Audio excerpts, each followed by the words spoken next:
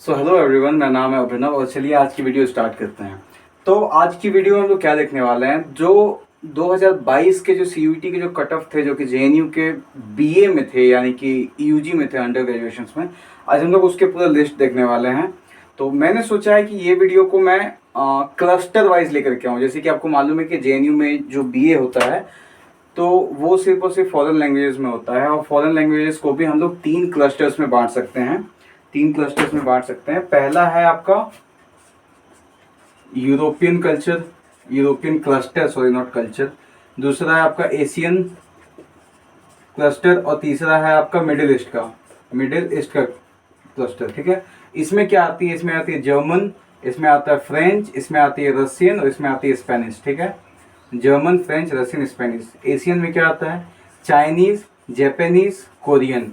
और middle east में क्या आता है? तो अरेबिक, पर्शियन और पश्तो, ये लैंग्वेजेस आती हैं। ठीक है, तो मैं सोचा था कि आज जो है मैं मिडिल ईस्ट के लैंग्वेजेस का बना दूं, बट उससे पहले हम लोग देखेंगे कि कोड 1 और कोड 2 क्या होता है। तो देखो, ये देखना क्यों जरूरी है, क्योंकि जब भी आप जेएनयू का ये टेबल देखोगे, ये है कट ऑफ का टेबल, तो आप देखोगे कि इसमें ना एक टेबल ऊपर में बनाया गया है, एक टेबल नीचे में बनाया गया है। तो इसका मतलब क्या है? ऊपर में आपको देखेगा बीए ऑनर्स कोड 1 और नीचे देखेगा बीए ऑनर्स कोड 2।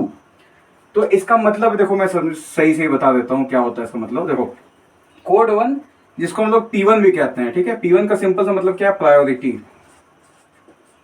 1। ठीक है, और कोड 2 यानी कि P2, इसका मतलब क्या होता है? प्रायोरिटी 2। ठीक है, अब इसमें डिफरेंस क्या होता है, या फिर आप किस में आओगे? ठीक है, तो P1 और P2, देखो P1 क्या होता है? अब जब हम लोग अभी देख रहे हैं, अभी क्या चल रहा है? अभी चल रहा है 2023 चल रहा है। ठीक है, तो 2023 के हिसाब से अगर हम लोग देखें तो P1 कौन होंगे? जो बच्चे या तो 2023 में या फिर 2022 में जिन्होंने भी अपना 12th कंप्लीट किया होगा, वो आ जाएंगे P1 में। और इसमें 2021 और उससे पहले के जितने भी हैं, जिन्होंने भी 2021 या उससे पहले अपना 12th कंप्लीट किया है, ठीक है, वो आ जाएंगे आपके P2 में। P1 के लिए 80% सीट्स रिजर्व रखी है, और P2 के लिए जो बाकी 20% बची है वो हो जाएंगी। ठीक है, तो ये हो गया P1 और P2 का कैटेगरी। यानी कि अगर आप या तो करेंट स्टूडेंट हो या तो आपका 1 साल का गैप है तो आप P1 में आओगे। अगर आपका गैप ईयर 1 साल से ज्यादा है, यानी कि अगर आप 2 साल का गैप हो गया आपका, तो आप P2 में आ जाओगे। ठीक है, अब क्या होता है कि P1 वालों का थोड़ा सा कट ऑफ कम जाता है, 1-2 नंबर, कभी कभी तो ज्यादा भी चला जाता है। अब P2 वालों का कट ऑफ ज्यादा जाता है। ठीक है, नॉर्मल केस में क्या होता है कि अगर P1 का कट ऑफ 84 मान लो % है, तो P2 का कट ऑफ 88 या 87, 86 इस तरह से जाता है। ठीक है, तो ये हो गया P1 और P2 के बारे में। ओके, अब हम लोग एक और चीज देख लेते हैं कि जेएनयू में आप कट ऑफ देखते कैसे हो। तो देखो, अगर 2022 की बात करें, अगर हम लोग बात करें 2022 की, तो 2022 में क्या था? जो सीयूईटी, जो हमारा एग्जाम हुआ था, सीयूईटी यूजी, वो हुआ था 500 मार्क्स का। ठीक है, 500 में से क्या था? 500 में से भी इंग्लिश था और जीटी था। इंग्लिश थी आपकी कितनी मार्क्स की? 200 की, और जीटी थी आपकी 300 मार्क्स की। ठीक है, तो ये टोटल हो गया 500 मार्क्स। यानी कि अगर आपको 500 में से 400 नंबर आएगा तो आपके कितने बनेंगे? 80%। ठीक है, और अब 2023 के हिसाब से चलते हैं। अभी हमारा टोटल मार्क्स कितना है सीयूईटी यूजी में? 450। ठीक, इसमें से इंग्लिश है आपकी 200 मार्क्स की, जनरल टेस्ट है आपकी 250 मार्क्स की, तो हो गया 450 मार्क्स।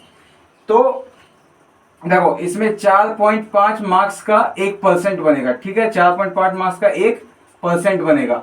यानी कि अगर आपको 450 नंबर आए, अगर आपको 450 नंबर आए तो आपका 100% बन गया।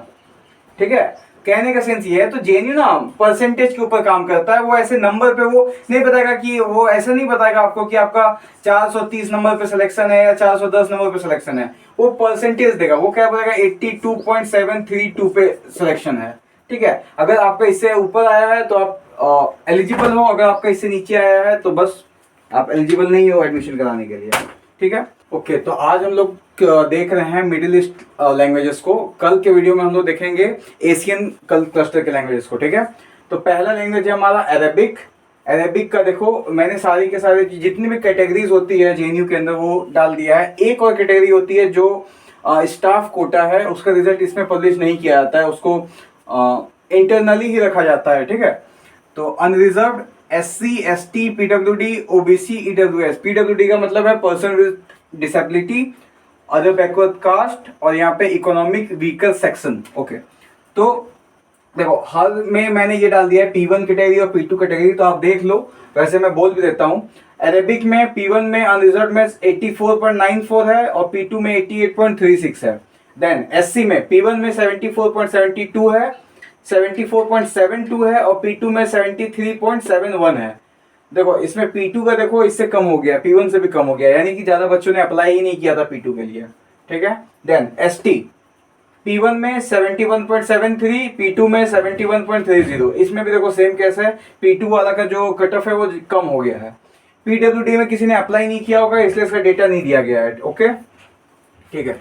OBC में P1 में 81.06%, P2 में 87.67%, EWS में 83.01%, P2 में 87.87%।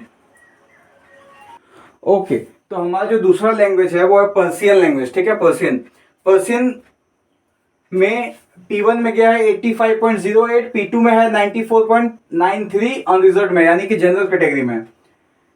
SC में देखा जाए तो 74.12 और P2 में 78.77। देन ST में 65.97, P2 में 57.64। PWD में P1 में किसी ने अप्लाई किया है तो 33.25, P2 में किसी ने अप्लाई नहीं किया है PWD की कैटेगरी से तो ये ब्लैंक है। देन OBC में P1 में 82.89 और P2 में 91.15। 91 देखो कितना ह्यूज जा रहा है। यहाँ पे भी देखो जनरल में भी 94 गया है और OBC में 91 गया है, ओके।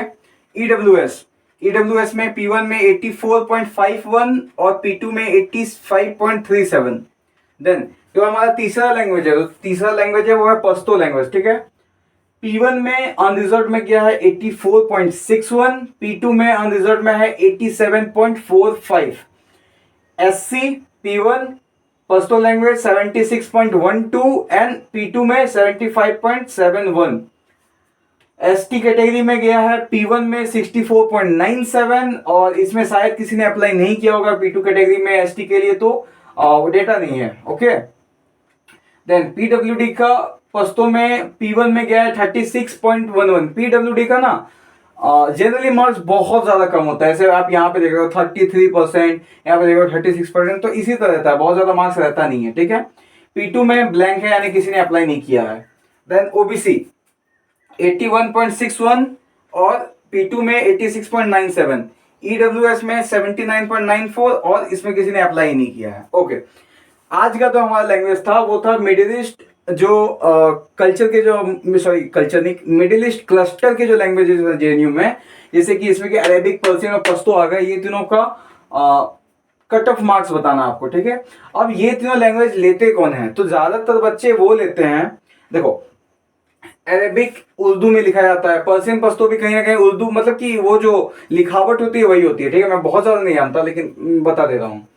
अब जो मुस्लिम्स हैं, जो जिनके घर पे ही शुरू से ही जो ये लैंग्वेज पढ़ते रहे, उनके लिए वो थोड़ा सा इजी होता है, क्योंकि उर्दू के जैसा मतलब लिखा जाता है उस तरह ही, भाषा तो एकदम डिफरेंस होती है, तो कहीं ना कहीं उनको वो मीन्स लिपि पहचानने में, स्क्रिप्ट पहचानने में कहीं ना कहीं थोड़ी सी बेनिफिट, थोड़ा सा आसानी हो जाता है। बट जो नॉन मुस्लिम्स होते हैं उन्हें काफी ज्यादा प्रॉब्लम होता है अरेबिक में।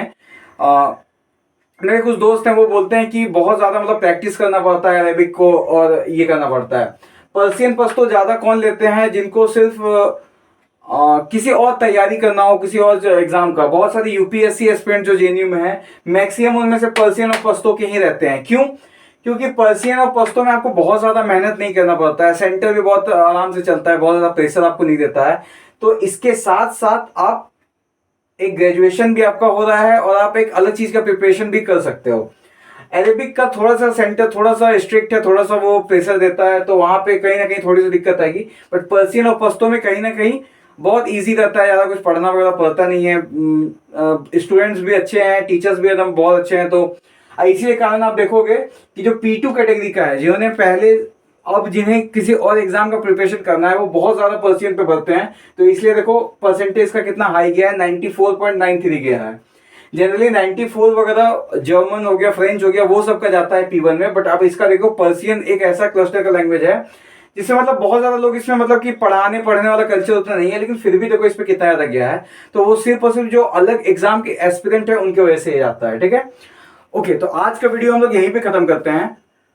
अब एक हम आपको क्वेश्चन के साथ छोड़ेंगे कि अगर किसी का मान लो 80% आया तो क्या उसका नहीं होगा, उसका एडमिशन नहीं होगा? तो ऐसा नहीं है, उसका भी एडमिशन हो जाएगा। जेएनयू डेप्रीविएशन पॉइंट्स देता है, उसके हिसाब से आपको एडमिशन हो जाता है। और पॉइंट वो नहीं देता है, वो परसेंटेज देता है। कैसे देता है वो मैं आपको अलग वीडियो में बताऊंगा, क्योंकि अगर उसको मैं बताने अभी लग जाऊं तो ये वीडियो थोड़ा सा लंबा हो जाएगा, इससे मैं शॉर्ट ही रखना चाहता हूं। उसको मैं अगले वीडियो में बता दूंगा जब हम लोग एशियन कल्चर के लैंग्वेजेस के कट ऑफ देखेंगे। ओके, अभी के लिए थैंक यू आपका। अगर आपको चैनल पे अभी तक देखने के लिए थैंक यू आपका। अगर आपको वीडियो पसंद आया हो, देखो मैंने बहुत सिंपल वे में इसको रखने की कोशिश किया है। तो अगर आपको वीडियो पसंद आया हो तो प्लीज लाइक करना। और जो जेएनयू का एस्पिरेंट है, जिसने सीयूईटी में जेएनयू को भरा है, जो जेएनयू आना चाहता है लैंग्वेज करने के लिए, उसको ये वीडियो शेयर करना। कल आपको एशियन कल्चर की लैंग्वेजेस की कट ऑफ मिल जाएगी, और आई थिंक उसके नेक्स्ट डे आपको यूरोपियन कल्चर की भी मिल जाएगी। Okay, bye.